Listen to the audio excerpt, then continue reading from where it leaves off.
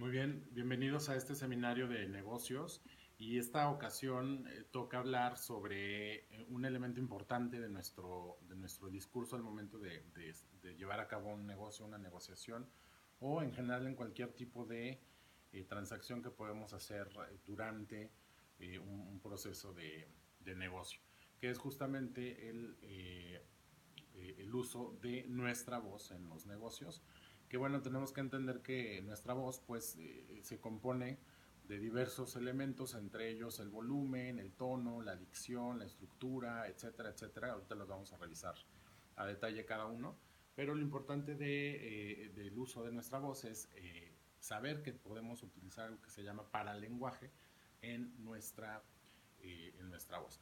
Y bueno, para ello les voy a pedir que, bueno, tomen nota de esto porque al final vamos a elaborar un esquema en el que ustedes van a explicar de manera gráfica lo que vamos a estar revisando en la presentación y en el apoyo visual que están ahorita viendo aquí en su pantalla.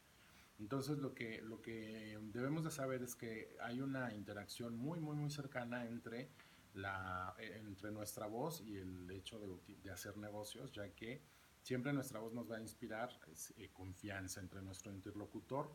La manera como utilizamos nuestra voz es un sinónimo de la confianza que podemos generar en nuestros interlocutores. Entonces es importante que lo logremos dominar, que sepamos cuáles son sus características para poder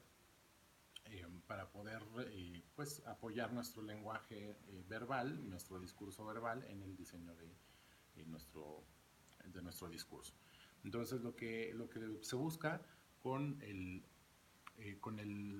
uso de la voz es procurar llegar a nuestro receptor de manera que pueda haber empatía entre nuestro receptor y nosotros, entre nosotros como emisor y los receptores de nuestro mensaje, sin que haya ruido o interferencias en esta interacción que nosotros podemos tener.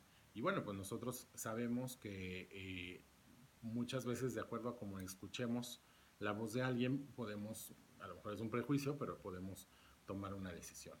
Entonces, bueno, lo primero que debemos de saber de los gestos en nuestra comunicación no verbal es que hay 5 tipos de gestos y uno de ellos es el emblemático. Los gestos que son emblemáticos tienen una intención y un significado muy claro, como este que acabo de hacer, que todos ubican, que es bueno, ahora incluso cambia el significado porque se convierte en un like ya en los tiempos del internet.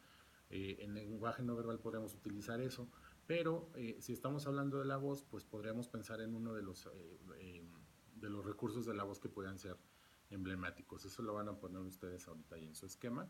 Otro de ellos es el gesto que resulta ser ilustrativo dentro de nuestro discurso. Este gesto, estamos hablando también de nuestro movimiento, de nuestra cara, de nuestro cuerpo, pero en la voz también podemos ilustrar de ciertas maneras. Lo podemos hacer a través del énfasis, a través de la estructura, a través del acento, a través del énfasis de nuestro discurso o del cambio de volumen dependiendo de lo que estemos mencionando.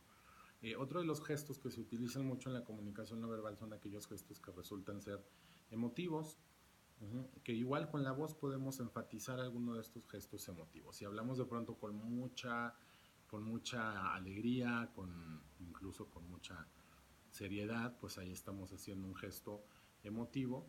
Y otro de los gestos son los reguladores de la interacción, perdón, es decir, aquellos que permiten que no solamente una de las partes, emisor o receptor, elaboren su discurso, sino que justamente haya una interacción entre ambos. Y bueno, pues importantísimo que nosotros ubiquemos muy bien el paralenguaje, perdón, que son todos aquellos elementos que pueden soportar los otros gestos que les he comentado. El paralenguaje es todo aquel sonido no verbal de lo que escuchamos y es la manera en que se dice algo. El paralenguaje se compone de volumen de la voz, tono de nuestra voz, dicción, estructura, acentuación y énfasis dependiendo de lo que nosotros queramos decir.